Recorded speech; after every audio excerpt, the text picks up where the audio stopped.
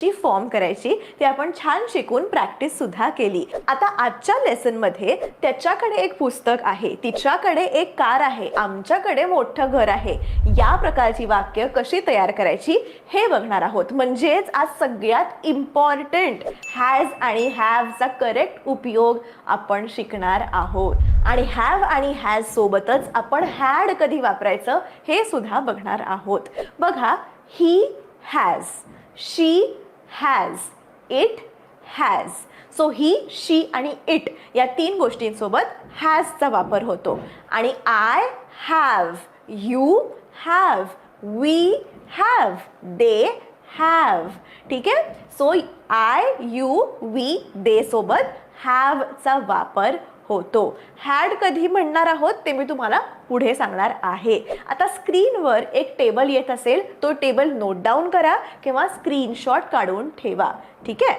आणि एक्सप्लेनेशन पाहून झाल्यावर हॅज आणि हॅव पासून एक एक सेंटेन्स मला नक्की कमेंट करा.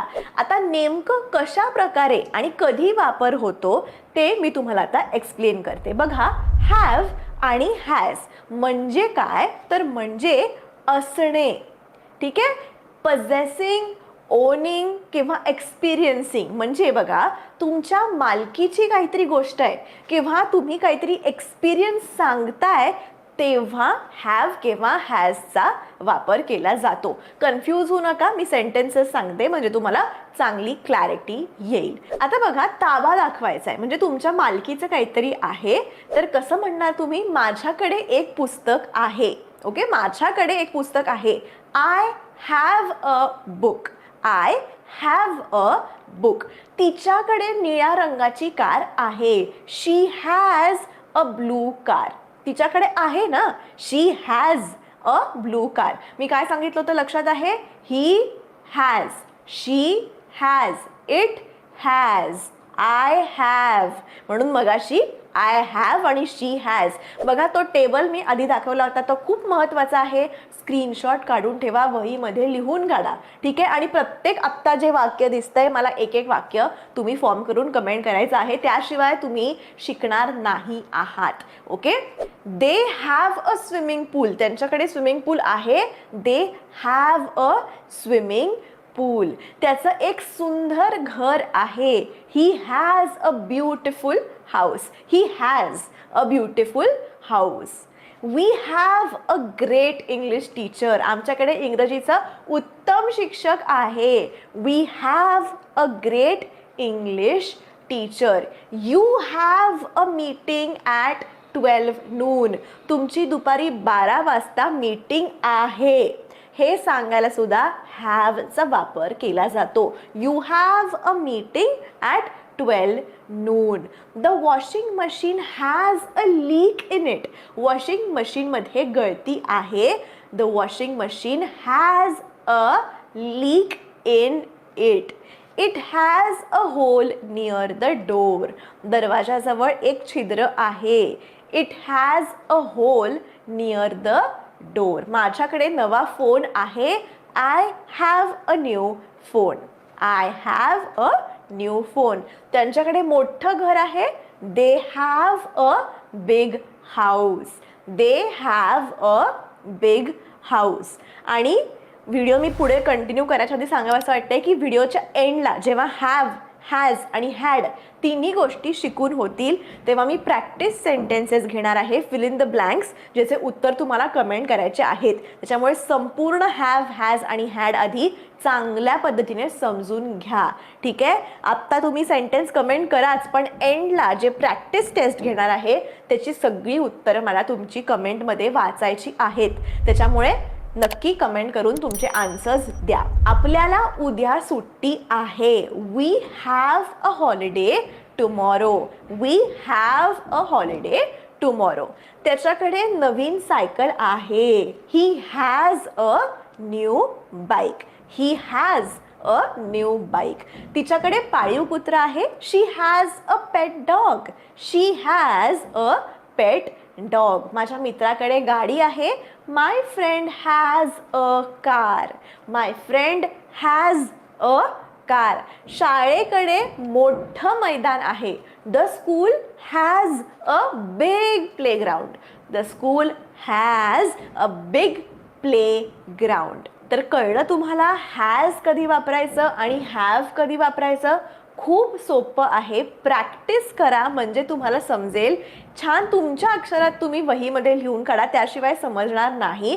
कधी कधी नुसतं स्क्रीनशॉट काढून, चित्र बघून, व्हिडिओ बघून समजत नाही. जोवर आपण आपलं लिहित नाही वहीमध्ये तोवर आपल्याला समजत नाही. मला स्वतःला तर लिहिल्याशिवाय गोष्टी समजत नाही, त्याच्यामुळे मी सगळ्या गोष्टीला बुक्स मेंटेन करते.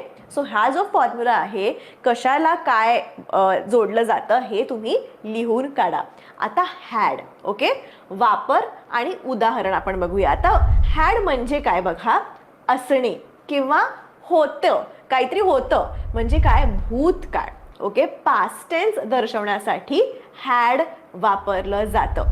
आता जसं मी हॅज आणि हॅवचं सांगितलं बघा, he has, she has, it has, पण I have, you have, we have आणि दे हॅव. तसं हॅज आणि हॅव वेगळं वेगळं होतं, तसं हॅडचं नाहीये.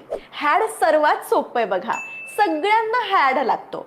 I had, you had, he had, she had, it had, we had, they had. सगळ्यांबरोबर तुम्ही हॅड वापरू शकता भूतकाळात एखादी गोष्ट आपल्याकडे होती हे सांगण्यासाठी आणि भूतकाळात एखादी गोष्ट घडली होती हे सांगण्यासाठी.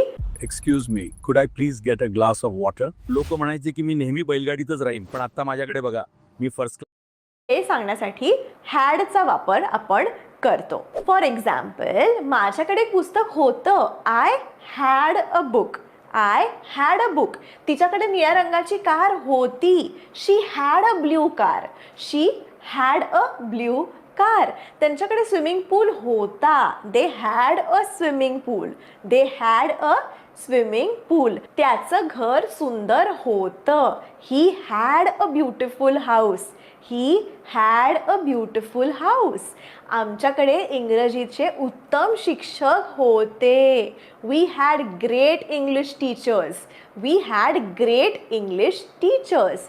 You had a meeting at 12 noon.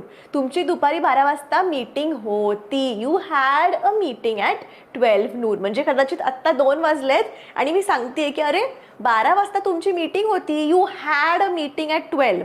Okay, past tense मी सांगते. The washing machine had a leak in it.